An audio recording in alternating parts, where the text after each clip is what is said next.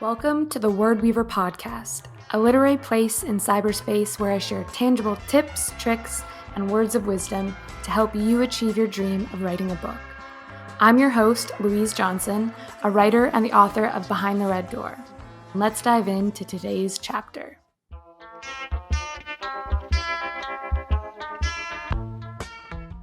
Welcome back to the Word Weaver podcast. I am very excited to have today's guest, Emma Knight, on the Word Weaver. Emma is a name I'm sure you're about to hear a lot of come January 2025. She is a writer, journalist, and entrepreneur based in Toronto. Emma's writing about books, maternal health, and more have appeared in Literary Hub, British Vogue, the Globe and Mail, the Walrus, and the International New York Times. Emma has previously published 2 cookbooks with Penguin Random House, How to Eat with One Hand, Recipes and Other Nourishment for New and Expectant Parents, which came out in 2021, and The Greenhouse Cookbook in 2017. Because in 2014, Emma co-founded the organic beverage company called Greenhouse, which over the last decade has grown from a single shop in Toronto into a multi-award-winning, vertically integrated business that has sold tens of millions of bottles across Canada and now launching in the US. Emma studied modern languages at the University of Edinburgh and has an MA in journalism and an MSc in international development from Sciences Po, Paris. While in Paris, Emma worked for the New York Times and the World Association of Newspapers. And if that background wasn't impressive enough, Emma's first novel is set to be released this January 7th, 2025, entitled The Life Cycle of the Common Octopus.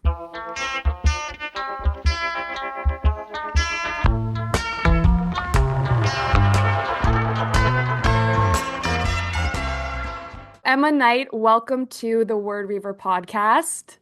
Louise, thank you for having me. I am so honored to get you at this beautiful, magical time right before your debut novel hits shelves in January 7th, 2025, The Life Cycle of the Common Octopus. Just arrived. I'm so excited. That cover is stunning. Isn't it beautiful? It's beautiful. And having a good cover is very important. So it's always nice to hear from the author what the book is about, brief synopsis. Can you tell readers what to expect with The Life Cycle of the Common Octopus? Yes, and I will try to keep it as succinct as possible.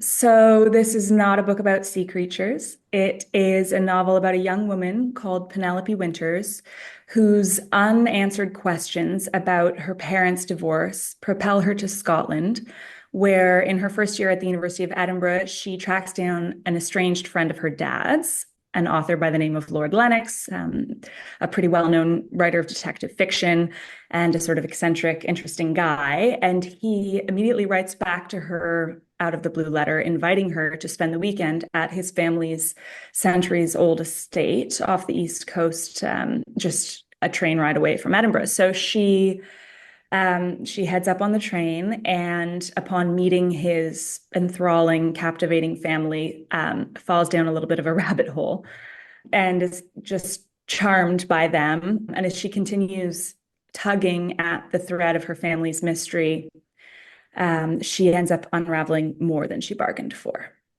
Oh, that's perfect. Perfectly succinct. So it's kind of like coming of age mystery. Coming of age, there's a campus novel in there. You know, it's interesting. When I looked up the translation of Bildungsroman, you know, the German term for coming of age novel, it translates directly to novel of education.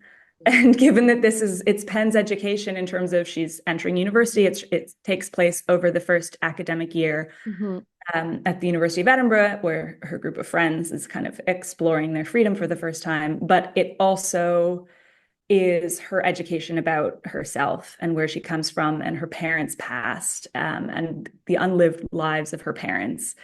I became very interested in this Jungian concept of unlived lives and how, you know, the things that our parents, or that we as parents, don't fully achieve, or the things that we kind of bury inside of ourselves, how those echo through the generations. Oh, I love that. That's my favorite kind of genre to look at because there's so many different lives we could have led, and the choices that we make.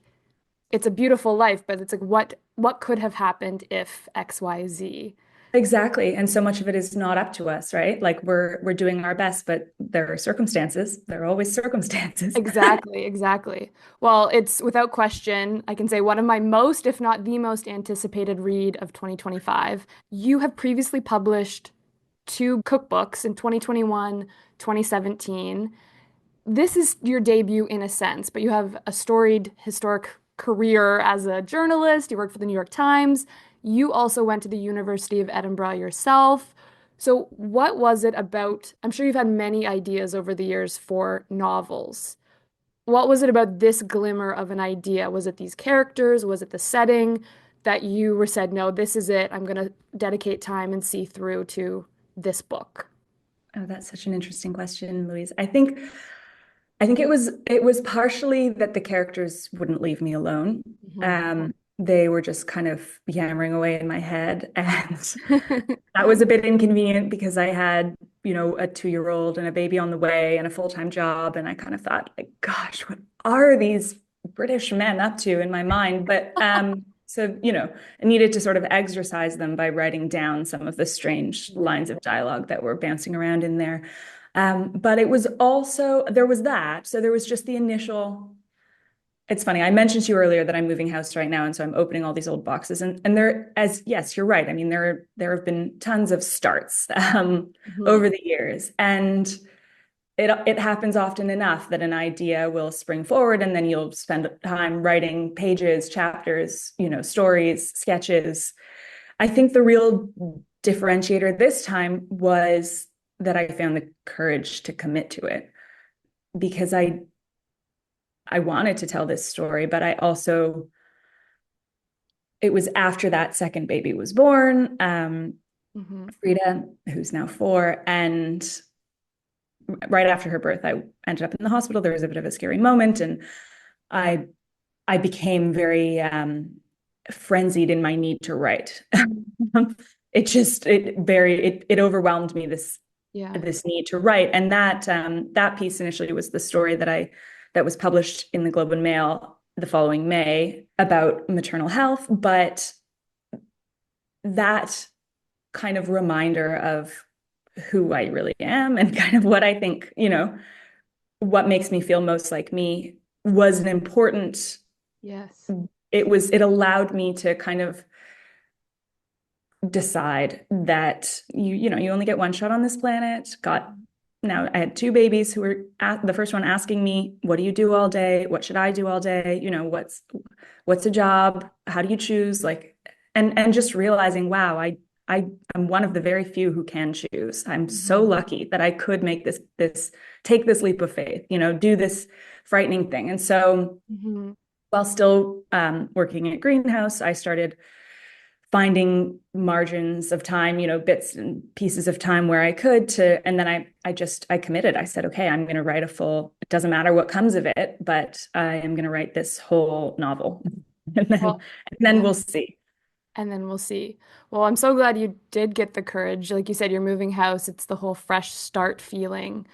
But I really relate to that idea of kind of finding or making time, not always finding it, but making time to feel tethered to your identity as not just a mother, but also what makes me happy, what fills my cup.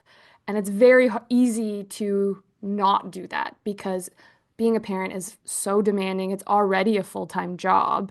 Plus, you're an entrepreneur, you have a beverage company, greenhouse. I am just so impressed that you finally got the courage to sit down and honestly, I think the other thing is, I don't know if you felt this, but there's a feeling of selfishness of taking that time for yourself to sit in a room, solitude, and write when outside the door there's so much white noise, your children are calling you. Like, Yeah. how did you silo yourself away to get the words on the page?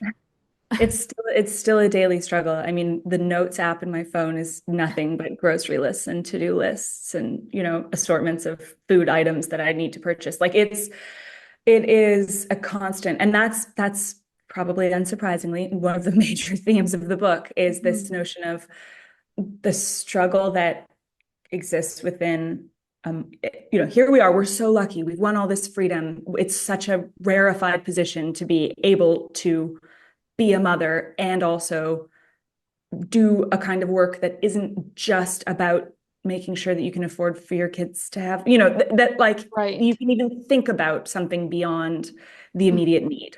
Yeah. Um, so few find themselves in that position. This is such a difficult world. And when you have the inclination, the desire, the passion, and the time, or you can make the time or somehow find it, then you still feel guilty. Yes. And you feel guilty because it feels wrong and it feels like it feels selfish, as you said, it feels self-indulgent, or it goes against the kind of the narrative of the self-sacrificing mother that we Mm. I torture myself with, and I think a lot of us torture ourselves with. Yes. And there are lots of mother characters in the novel, all mothering in very different ways. And that's that ongoing struggle and, what I call the multi-generational path toward female self-determination is Mhm. because it takes generations. Like Yeah. this novel is dedicated to my grandmother, for whom none of these choices, and she always worked. She drove a bus, she worked the Wow. switchboard at a hospital, she had 6 children, she made their clothes. This was Sault Ste. Marie. She hand washed, there were no throwaway diapers. She hand washed diapers in freezing cold temperatures and then with frozen fingers pinned them to a line, and they froze stiff as boards before she could even get them on the line. Like this Yeah. is, I know nothing of the suffering of motherhood and I'm well aware of it. Hmm. Um, but she and I had a lot of conversations in the years when I was thinking about this novel and writing it. She actually died 3 years ago while I was working on it. And she was a part of it. And she would have loved to have written. It just would never in a million years have occurred to her that it was possible. Yeah. And then my mother, a generation later, is a poet and is an incredible writer.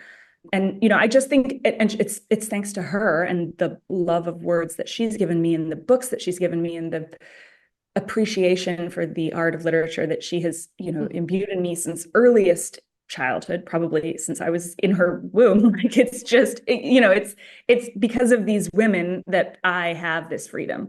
And I hope that I can pass an even greater sense of freedom on to my own 2 daughters. And I think if we view it in that way, as a incrementally we're achieving, you know, a stronger sense of self-determination, then that's good. Wow. Beautifully said. What a gift you're going to give your daughters, and what an amazing lineage and heritage of women you come from. Your grandmother, I'm so happy she knew about this book, and it's almost like she couldn't do it, but now her granddaughter is able to do it, and your mother Oh, did it her way before. And what a beautiful homage to these incredible mm, self-sacrificing women, as you said. There was an article you wrote actually in 2018 in the Walrus entitled, "Are You Ever Ready to Be a Mother?" Now you have 2 children. That was with your first daughter. And it resonated with me then. And I've since reread it in the past 6 months when I had my own first child.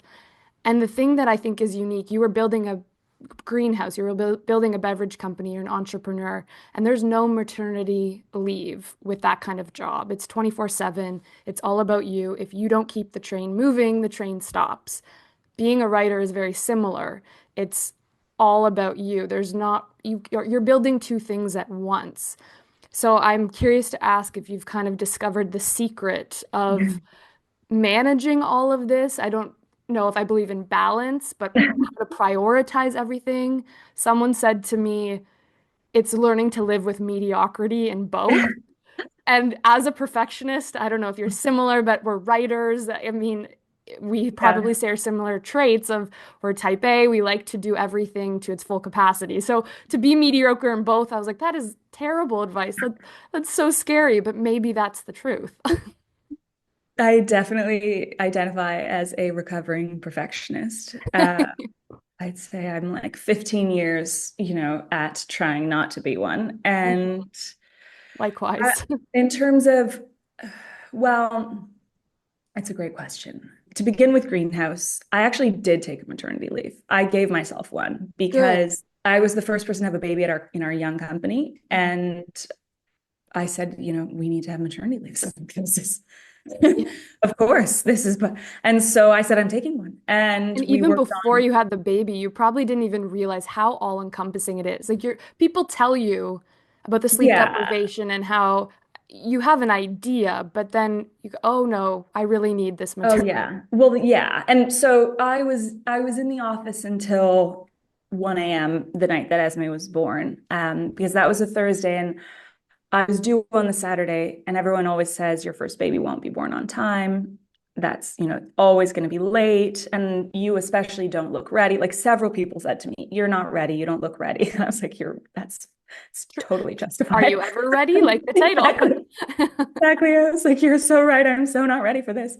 So in my little mind, there Mhm. was no way she was coming on her due date. And I had until the weekend to, get my ducks in a row. So I was there late on a Thursday night, firing off my passwords to various people. And, it's funny, our friend and colleague, Tom Lace, and then my husband, Anthony, were in the office as well. And Yeah. Tom looked up from his computer at one point and was like, you've just sent me all your passwords. Like, are you going on maternity leave or do you think you're about to die? Like, Yeah, what's I was like, happening? honestly, yeah, like, Either.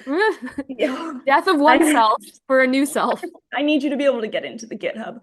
So I really tried to, in the weeks leading up and the days leading up, make myself as, dispensable as possible. And Yeah. then that evening, that like as soon as we got home, I started feeling funny and was like, uh-oh, and flipped to the back of the maternity books that I'd been avoiding, the scary last chapters, and was like, yep, this sounds about right.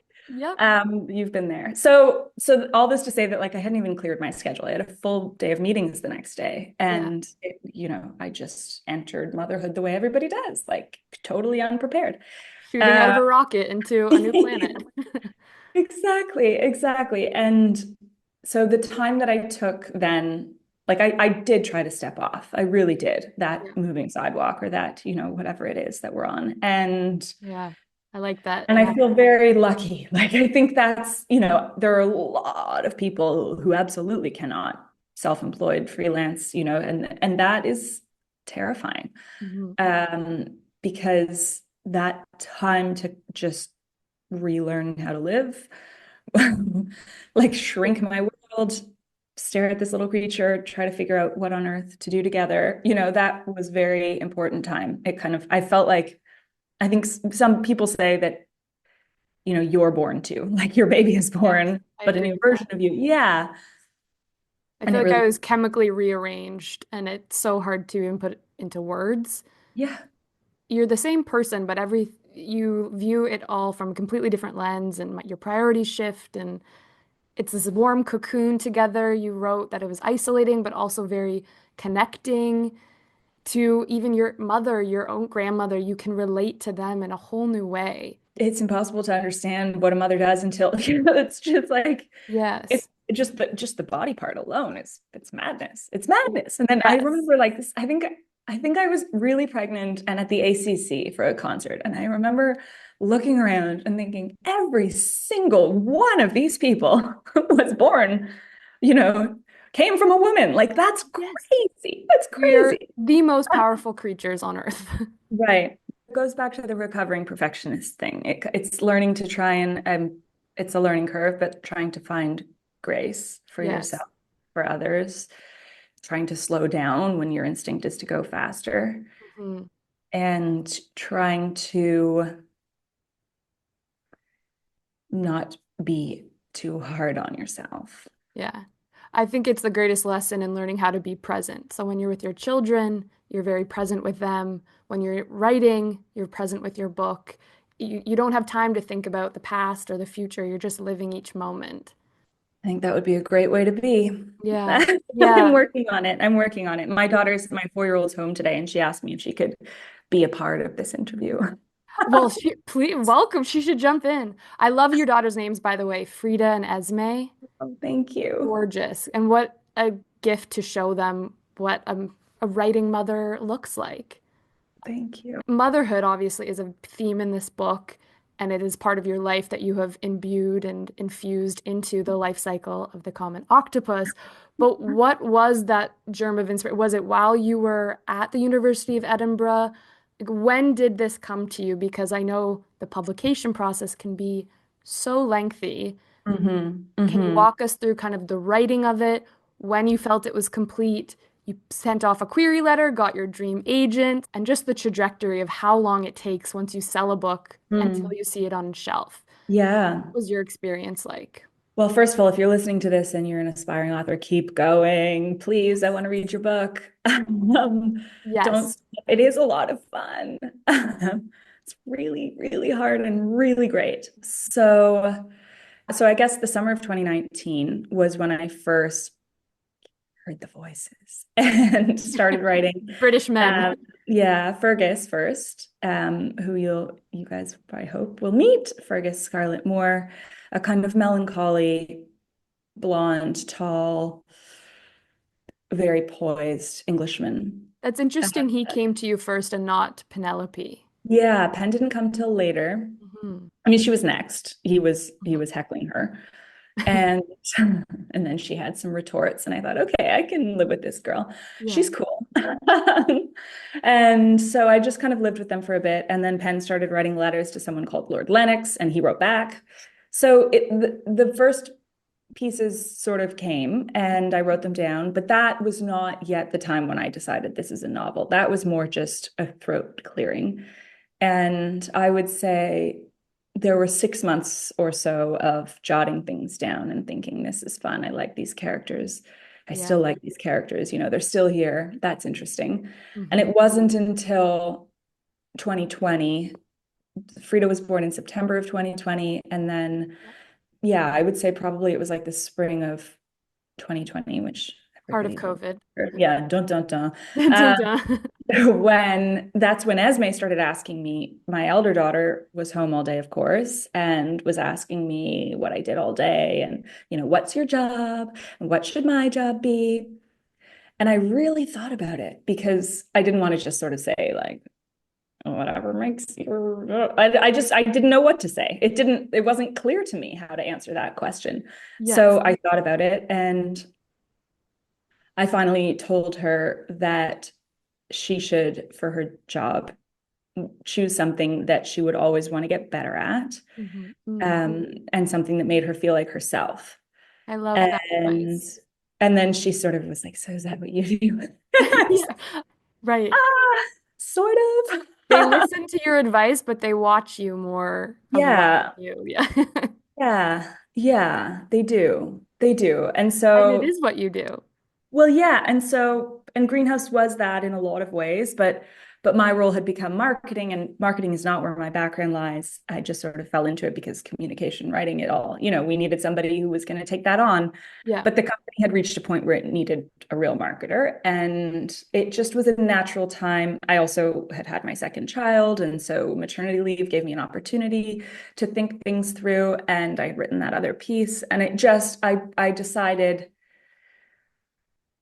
if I'm going to be really honest with myself, and Mhm. it's I want to write this novel. Like I want this to be a novel, and I want to write it. And I want to do that, not just at midnight. Right. So I started scaling back a little bit with Greenhouse. At first it was like 1 day a week of writing, and then eventually it was 1 day a week of Greenhouse. And that took a really long time to kind of figure that out. And then I wrote it for about 3 years before showing it to anybody. It wasn't until 2022 that I decided I need some oxygen. Okay. And I was Too going a little close bit. to it at that point. Yeah, the first draft was about a year, and then I was just rewriting it and rewriting it and rewriting it.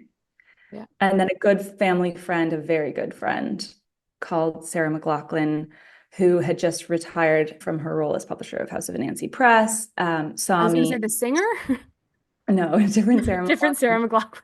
McLachlan. She saw me muttering to myself in a corner at an event and was like, I think it's time you showed it to somebody. You're spiraling into madness now. Yeah, she was like, this doesn't look so good. And she had read it by that point, a very select few. Mhm. including my mom, my husband, my best friend. A few people had read it at that point, including Sarah. And she said, I don't know who you want to have as your agent. I don't know if you are considering sending out query letters, but I think you should reach out to Sam Haywood at Transatlantic Agency, and I Yeah. think you should do it this week. I was like, not this week. No, no. I just torn all these holes in it. I don't know what to, how do I, Yeah. ugh. And she was like, this week. Like she was very, very helpful. Without that, I don't know. I still could be moving commas around and not showing it to any agent right now. And Sam was very, very, very gracious in saying, I will read it by this day, and that's like exceptionally kind. Uh, Exceptional. yes. You're not stewing, waiting for months and months and wondering, has she read it? Has she got to it? Does she Oh, hate it?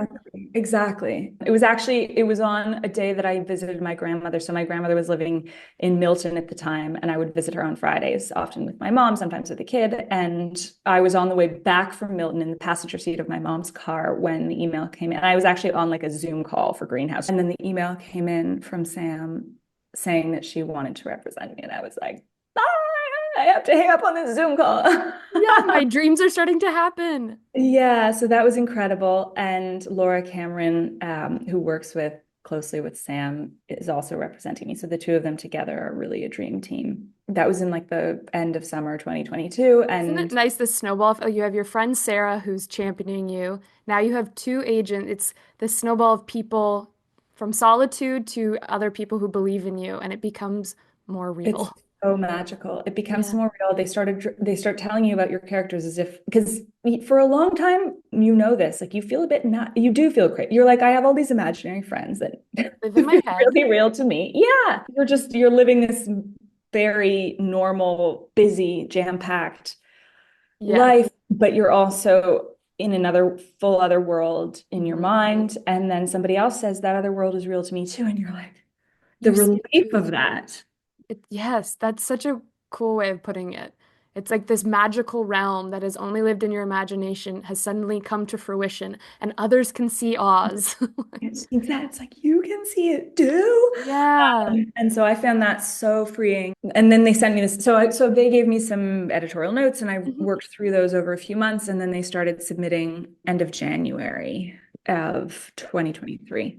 And from that point on, it happened pretty fast. And I'd already published both cookbooks with Penguin Canada. So they had an exclusive first look, Yeah. and they were the first ones and I was so happy because Laura Dosky, who Oh, edited How to Eat with One Hand, is the Canadian editor of this oh, book. She's incredible. So it was Laura along with Nicole Winstanley at the time, and then the US team happened. Yeah, that happened next, a few days later, which was also thrilling. And then the UK.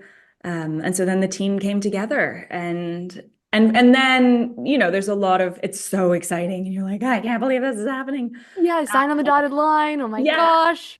totally. And very overwhelming. And, and then it's hurry up and wait, because of course, publishers are publishing a lot of other books at the same, Yeah. it's a timing thing. And we decided on 2025. So there was a lot of time to make revisions, and there were 2 rounds of revisions. And I had 3 incredible editors working, well, more than 3, but 3, like so in Canada, initially there was Laura plus Nicole, and then it was just Laura, and she was amazing. And then in the US, Pam Dorman and Marie Michels, who's incredible. I felt it was really a dream team. And then in the UK, Kat Bergen from Corcus Books. And it was just this unbelievable team. And they were all in there and suddenly it was like, Ron and Hermione and Ginny are here, and we're all together in the Chamber of Secrets instead of just me. And, they're all posting margin notes. But just shining it up and making it absolutely seamless and perfect,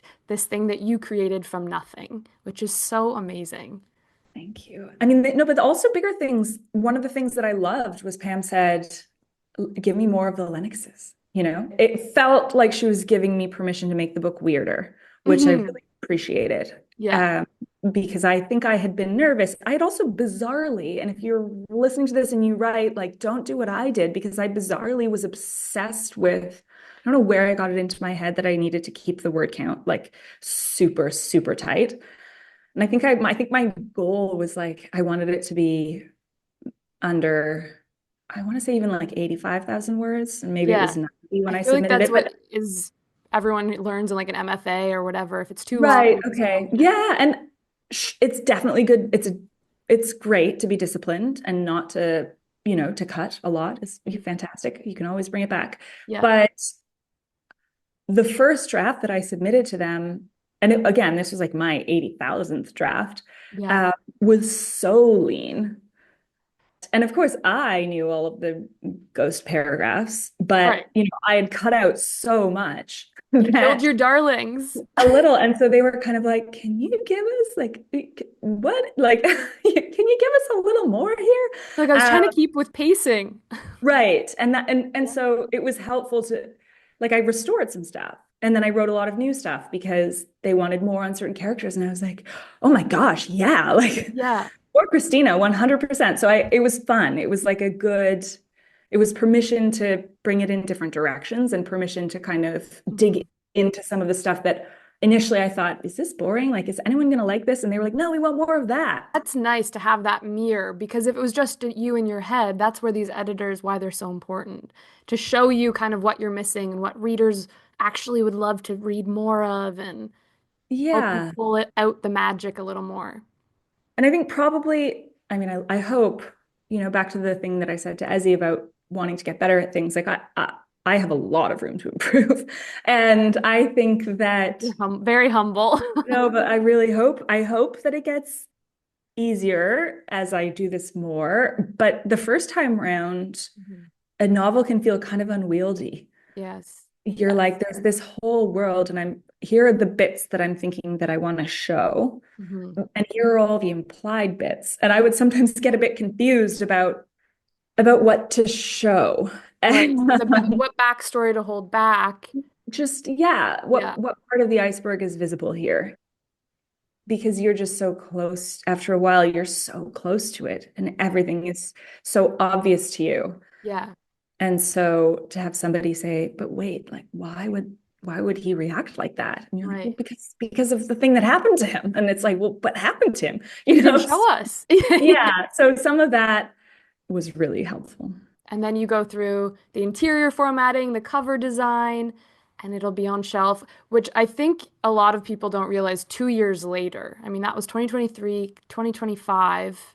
It's 2 years. Yes. And it's not always, this was partially just because having three different editors and they all have lists and finding a time that worked for everybody. Right.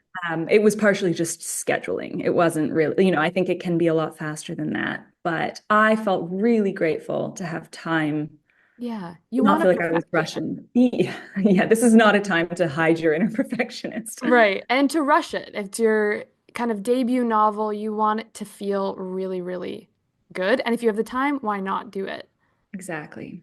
So, do you feel leading up to launch, there are many moments throughout this, like has there been one moment, or do you think it'll be pub day where you go, oh my gosh, this is incredible? Or was it holding the finished galley in your hand, or was it getting signed by Transatlantic? Like along the way, what were the little milestones that kept you going for this long?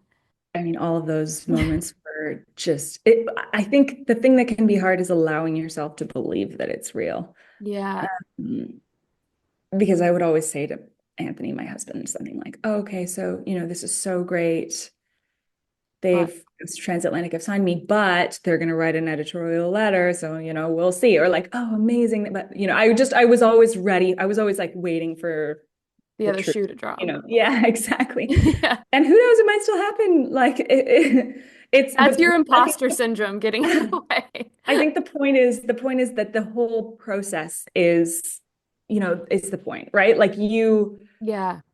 the writing of it, like the sitting at your desk every day, like Hmm. the days when there are days when you're filled with self-loathing because you know that what you wrote was appalling, and then there are days when you feel like, oh, that actually went okay. Yeah. Feels good. Yeah. And in terms of a moment, the other day I'd been on a little library tour with a friend of mine who showed me the Fisher Library at U of T, which is Oh, incredible. incredible. incredible. And then I picked up the What girls a from jewel. school and they were like, we want to go to the library. And I was like, what a coincidence. So we went to another library and I was just in such a happy mood. And we got home and the box had arrived of the Oh, first hardcover books from the US. And that's when I was like, wow, this is yeah. What a great. day. That's a perfect Yeah, day. it's a really nice day. Perfect bookish day.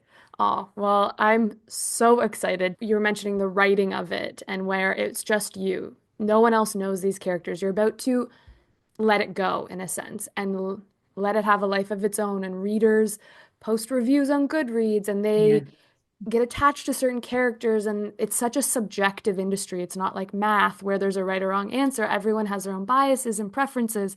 Are you feeling ready to let these characters go out into the world? Are you feeling protective? I remember my debut, I felt, oh, what a beautiful time. I have it to myself. And then it's this whole other beast as you unleash it. You're so right. Yeah. Again, I feel lucky that it's been a longer process because Right. having there have been many moments of coming to terms with the fact that this is not just going to be mine and I always knew That was that. the goal. Yeah. Yeah, it Writers was need cool. readers. Right. And the kind of the terror of exposure, Yeah. whether that's an imposter syndrome thing or just a kind of like a because I find fiction is very intimate. Like it's Oh, creating people is very intimate. they say to learn about someone, read their fiction, not their nonfiction. Right? Yeah. You put all your weird and crazy in the fiction.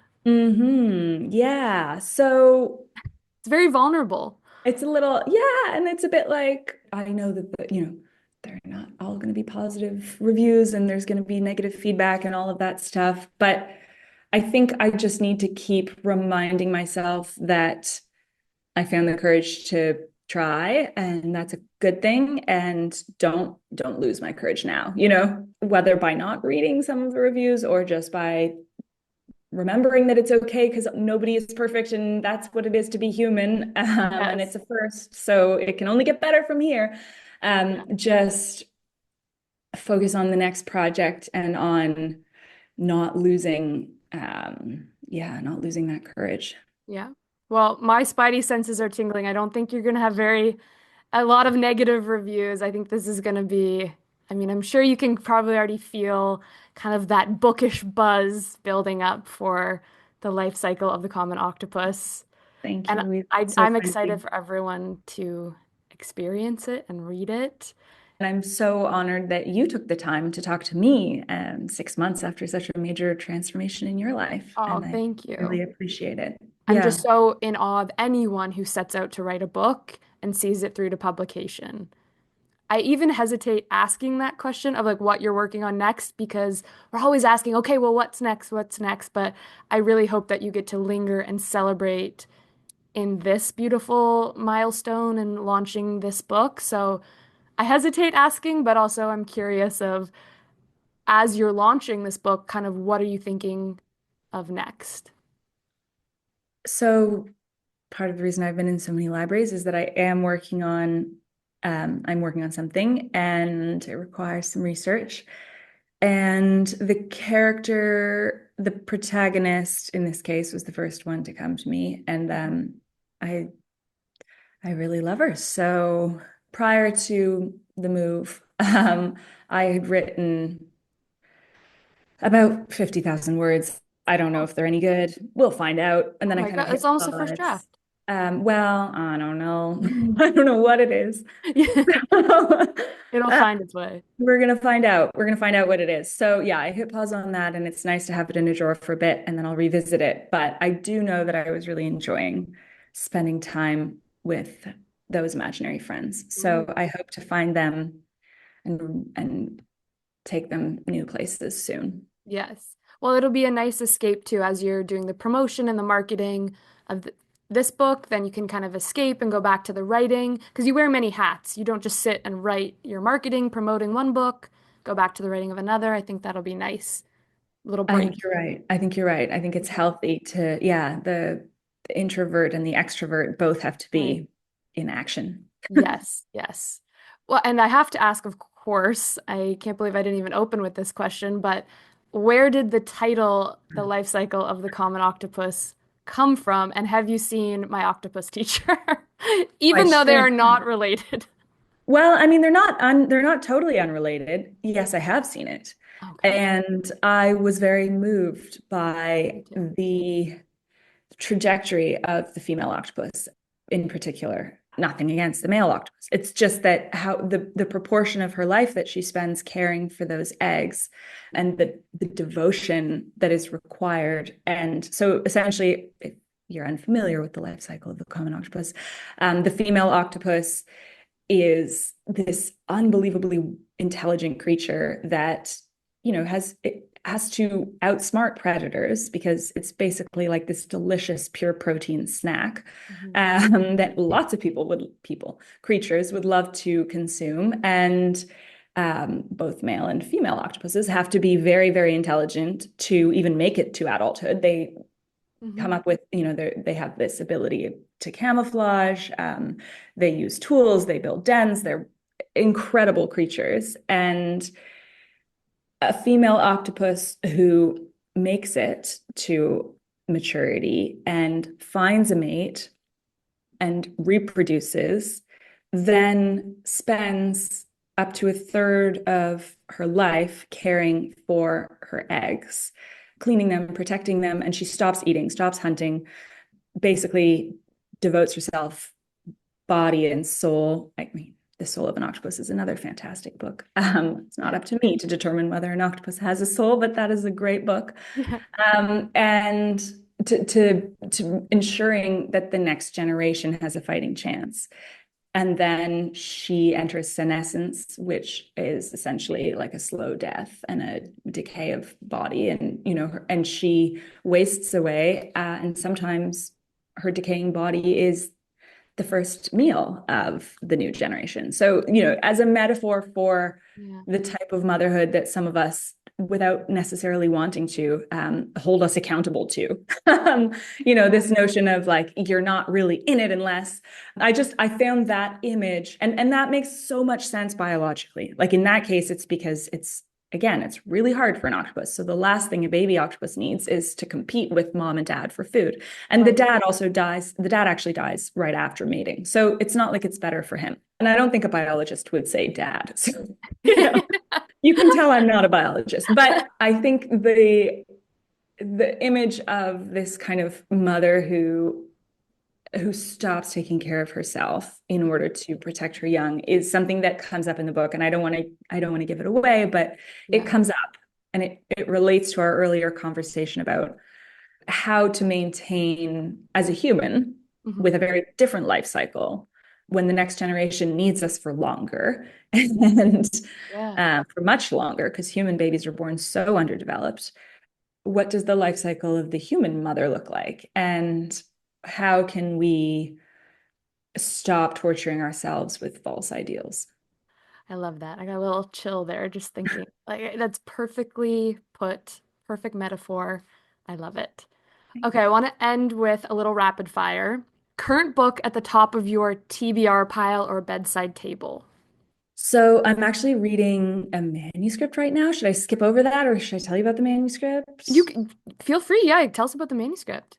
Viking is Yeah. publishing this book. Pamela Dorman Books and Viking are publishing this beautiful book called The Bombshell Ooh. by Darrow Farr. And the French title is La Bombasse, which is a Oh, fantastic beautiful. name. Yes, and it is set in Corsica in the 90s, Mhm. 1993. And I don't want to give away too much, but it's amazing. Keep an eye out for it. I'm really enjoying it. I think Isn't it's it a funny how 93 is historical fiction? I know, Technically? I know, I know. Well, even 2006, the life Oh, cycle of the common octopus is 2006, 7, and even that feels like historical fiction because it's before the iPhone came out. So it's yeah, like, true. ooh, flip Oh, phone, golden days. I miss the those golden that days. life. Like those grainy little pictures we used to text each other. I'm also, for me, it's the time of year for Elizabeth Strout. Like I just really Love. needed some. So I'm reading some Elizabeth Strout, not her newest, Mhm. but I'm in there. And I've just read Orbital by Oh, Samantha yeah, yeah. Harvey, which was fantastic. Yes. I love that I book. really loved that book. Yeah. And another book that I read recently that I adored was Moon Road by Sarah Leipziger. Oh, I haven't read that one yet. I've seen it though. It's beautiful. Okay, It's I'll so add that. beautiful. It does a very beautiful job of describing the different forms of love that can Mhm. exist in this world and the evolution of love between partners and former partners and between parents and children. And I really love it. Oh, I love that. That's the kind of writing that kind of sits with you, sinks into your bones, stays a while. I like Yes. that. Yes, it is. Amazing. Any authors that inspire you or that you return to often? Mm. Authors that I return to often, Elena Ferrante, Zadie Smith, Siri Hootsvet. I reread Anna Karenina a lot. And whenever I'm sick, I reread Jane Austen because it's like I feel badly for myself and this makes me feel better. Yeah, I love Jane Austen. I mean, I'm looking at my floor because I've got like half of my books out of boxes Strewn here. around. Yeah, strewn all over the place. Another book that I read recently that I really liked, should I show it to you? Yes. I go back to George Eliot a lot too, and I really liked this book, The Marriage. I gotta The write Marriage this down. Question.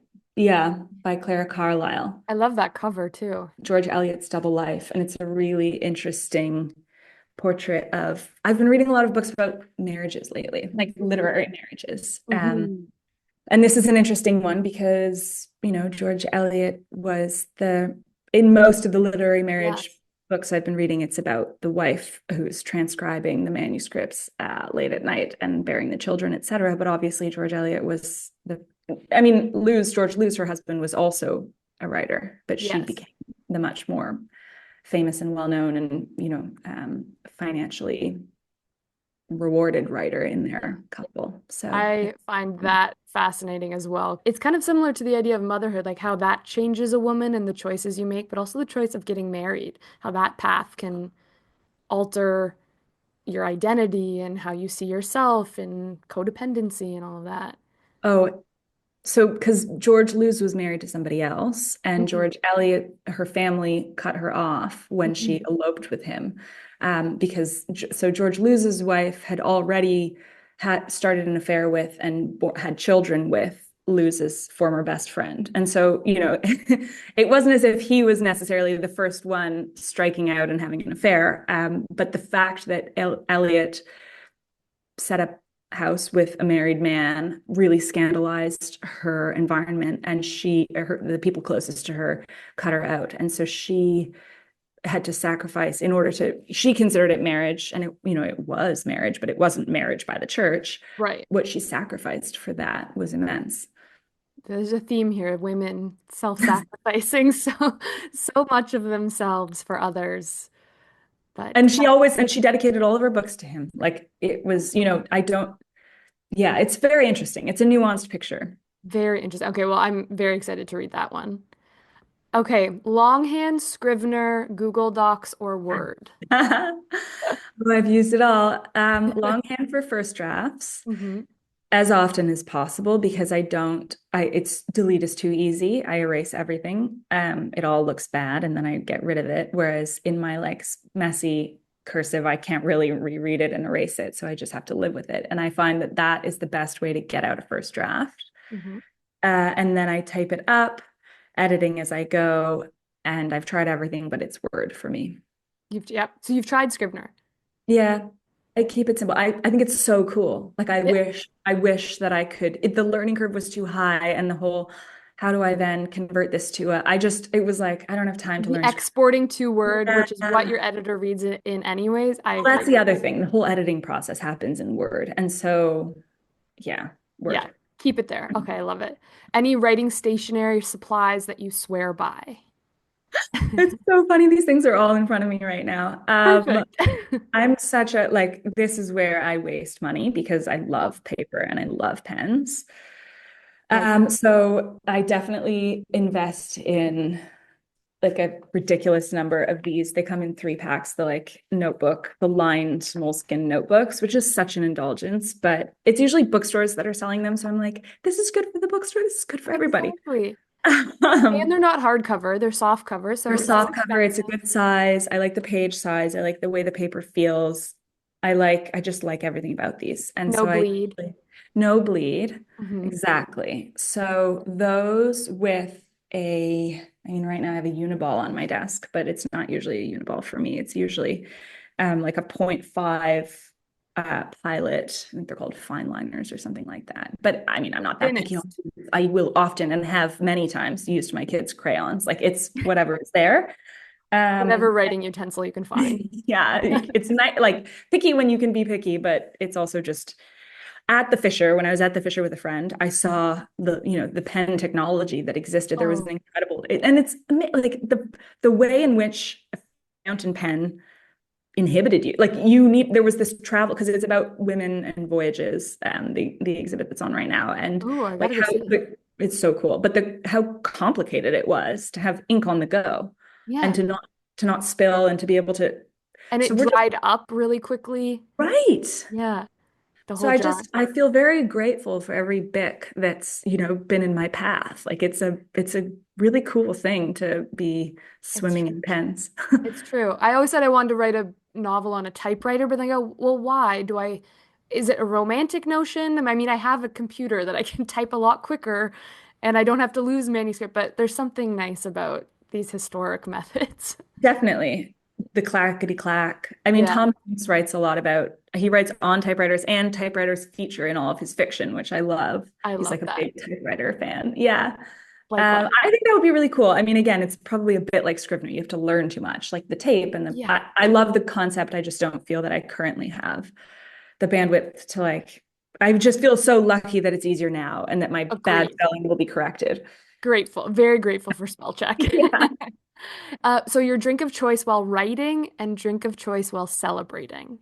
Oh my gosh, these are such fun questions. Yeah. Well, I mean, you've mentioned that I have a beverage company, so I'm a heavy drinker while writing. I love the Great Gatsby, actually. The Gatsby, okay, Korean. amazing. I drink the good, which is a green juice Mhm. um without any fruit other than lemon. So it's like a very savory I like green. I called it the Great Gatsby because it's literary, but it's just the It's Gatsby. just called Gatsby, but I'm glad you think it's great. That makes me really Yeah. happy. We once mixed, I want to say we mixed the good and Gatsby and called it the good Gatsby. I Anyway, love that. with inside juice humor. Yeah, And so the good, literary. yeah, exactly. I think Fitzgerald would be aghast. So the good black coffee and a lot of water. Hmm. Well, right. Hydration is key. Yeah, that's usually the trifecta. And sometimes tea. Like in the afternoon, I only drink coffee in the morning, or that's the goal. So I'm impressed you don't have milk in it, just black. no, not in the coffee. In the tea, I do. And then for celebrating, I mean, a cold glass of white wine is always nice. Mm. But yeah, a glass of wine. Your favorite bookstore. It can be local in Toronto or anywhere in the world. Oh, that's great. It's a hard one. It is a hard one. I mean, I have so very many favorite bookstores. I really like, I mean, I love Type on Queen West. I love Queen Books on Queen East. I love Indigo. I can spend Yeah. entire days in Indigo. I like, well, I briefly worked at Shakespeare and Company, and by worked, I mean I showed up and was like, "Hey, can I work here?" And they were like, "Do you need a bed?" And I was like, "No." And they were like, "Great, you can stack." So you weren't a tumbleweed? No, I wasn't. I had a bed elsewhere. And my job hadn't started yet in Paris and I had a lot of time and I was a little lonely. And I was like, did you have anything for me to do? I just want to hang out here. And What so a then they had dream. me stacking books and organize. They were like, just help yourself. Like you can start shelving. I don't think it's like that anymore. Yeah. But and then somebody came in and was like, "Do you work here?" And it was like Empire Records, Warren when he gets his, I don't, that's probably, Yeah, yeah, yeah. I No, just, I was so gratified to be able to be like, yes, I of course do I work work here. here as of 6 seconds ago. Um, You looked like you belonged right away. Oh, what a cool, you've lived so many amazing lives. You mentioned at the beginning the idea of keep going, but the best writing advice that you have received or that you would give. I think it was Anne Patchett. I mean, I'm sure lots of people have said it, but bum and chair. It's Yeah. like keep going, but similar. But it's more the just sit there. Like it's okay that it's bad some days. Yeah. Just keep going to the chair and sitting there and typing. Margaret Atwood's advice to aspiring writers in her book of essays, Burning Questions, is to do back exercises, which I love. I love that. Like if you are successful, it means that you spend most of your life with bum and chair. So Curved over, hunched over yeah, a desk. Yeah, yeah. that's, So gotta do those pilates. yep. Sometimes the simplest advice is really the best advice. It's go back to basics, bum and chair. Bum and chair. I love it. Well, Emma, I appreciate you so much. This is an amazing conversation. I could ask you a million more questions, but let everybody know where they can find you, follow you, and of course, pre-order and then buy The Life Cycle of the Common Octopus. Thank you so much, Louise. So I am on Instagram at emma.knight with a K writes. And then there are links in my profile to where you can buy in the US and Canada and the UK. It won't be out until April in the UK, but the audiobook and the ebook will be out at the same time as the on January 7th. But you can get it anywhere you buy books. Amazing. And I'll leave it all in the show notes below. Well, congratulations and thank you so much. This was wonderful. Thank you so much for having me. It's been a lot of fun. Yay.